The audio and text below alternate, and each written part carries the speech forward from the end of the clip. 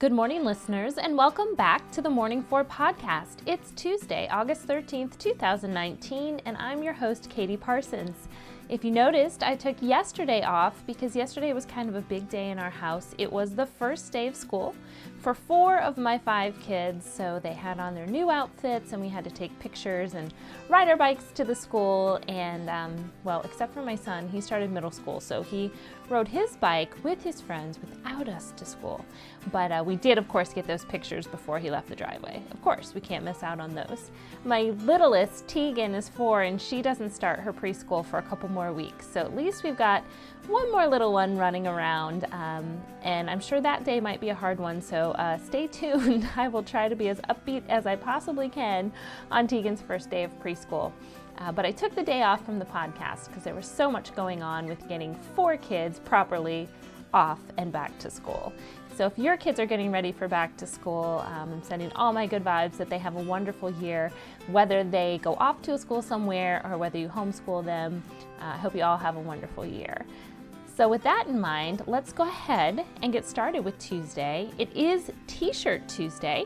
So today I am wearing a t-shirt from another podcast that I work on that I co-host called Run Brevard, and that's Running Zone's podcast. So I hope you'll check it out. You can go to runbrevard.com.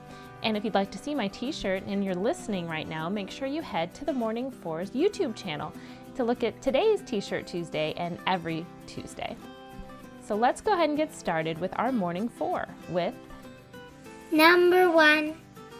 Yesterday was International Youth Day, a UN-created holiday that focuses on the difficulties young people face around the globe. Issues that it tackles include reducing childhood poverty and how we can make life better for all kids worldwide. And particularly since it's back to school season, I think today is an important one.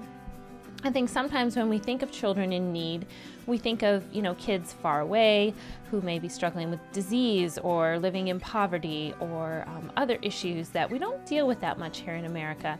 And those kids definitely need our help. But the truth is there's also kids here in the United States that need our help.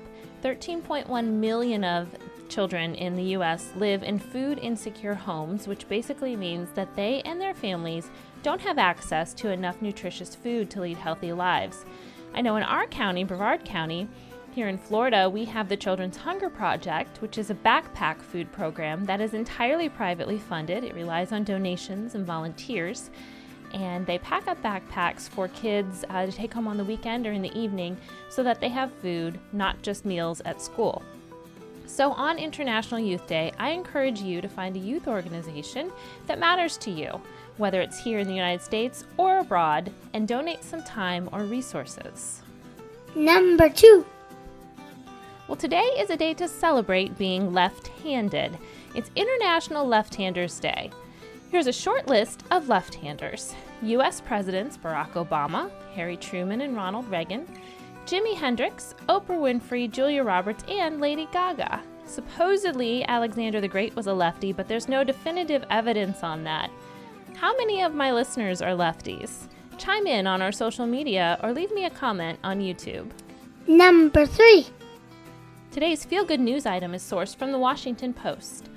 A group of do-gooders have been not so randomly performing acts of kindness in Virginia Beach over the past few weeks in honor of the 20 people who were killed there in July. For example, a $50 tip was left for a waitress at a beachside restaurant to honor a victim who loved to go to the beach.